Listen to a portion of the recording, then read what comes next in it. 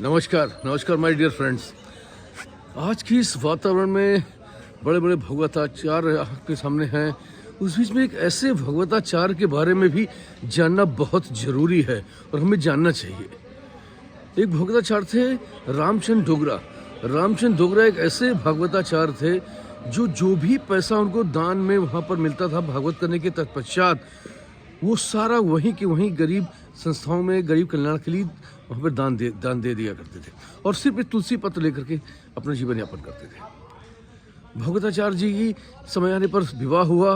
विवाह के उपरांत उन्होंने अपनी पत्नी से बोला कि क्यों ना तुम जो है मेरे साथ 108 भागवत सुनो, उसके बाद अगर हम चाहेंगे तो गृहस्थ जीवन में प्रवेश करेंगे। उनकी पत्नी ने उनके साथ लगातार 108 भागवत उनके साथ अटेंड करें, उनके साथ रहीं और 108 भागवत में लगभग 7 वर्ष का समय लगा। इन 7 वर्ष के पश्चात फिर रामचंद्र डोगरा जी ने अपनी श्रीमती जी से कहा कि देवी अगर आप चाहें तो हम गृहस्थ जीवन में प्रवेश कर सकते हैं। देवी स्वरूपा उनकी श्रीमती ने कहा कि आपके श्रीमुख से 108 भागवत सुनने के बाद अब मैंने गोपाल को ही अपना पुत्र मान लिया है, इसलिए संतान उत्पत्ति के लिए अब हमें इसकी कोई आवश्यकता नहीं है। और उसके बाद जो है निरंतर भागवत कथाओं में लिप्त और जो भी आता था पैसा वो सारा का सारा जो है दान में देते हुए वो उस समय के एक दानवीर भगवताचार्य के रूप में स्थापित हुए, एक कर्ण के रूप में स्थापित हुए। इसके साथ साथ अब एक की अंतिम जो भागवत थी जो चौपाटी में हुई थी, जहाँ पर लगभग 1 करोड़ रुपए का कलेक्शन हुआ और वो सारा कलेक्शन जो है गोरखपुर के एक कैंसर अस्पताल को दान में दे दिया गया।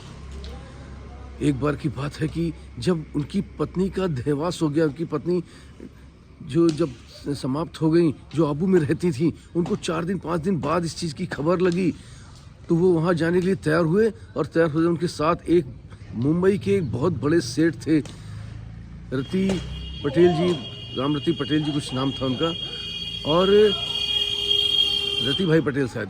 तो वो जब उनके साथ जा रहे थे तो रास्ते में उन्होंने कहा कि रति भाई मेरे पास तो कुछ है नहीं, लेकिन अंतिम संस्कार में कुछ तो लगेगा।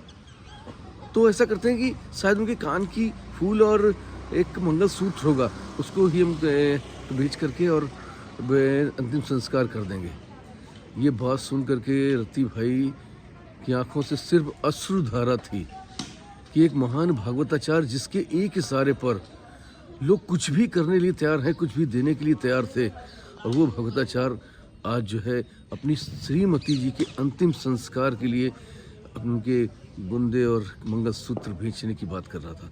तो ऐसे भागवताचार्य भी हमारे आपके बीच में हुए हैं, ऐसे दानवीर भी हमारे आपके बीच में। उन्होंने जीवन में कोई शिष्य नहीं, उनके पास किसी को चेला नहीं, किसी से काम नहीं कराते थे, स्वयं अपना भोजन बनाते थे और उसको ग्रहण करते थे। तो हमको निश्चित तौर पर ऐसे रामचंद्र डोगरा जैसे महान भगवताचार्यों को भी आज याद रखना चाहिए कि भगवत कथा जो है जब आप कहते हैं अपने श्रीमुख से तो उसके बदले में किसी चीज़ की अपेक्षा की आवश्यकता ही नहीं।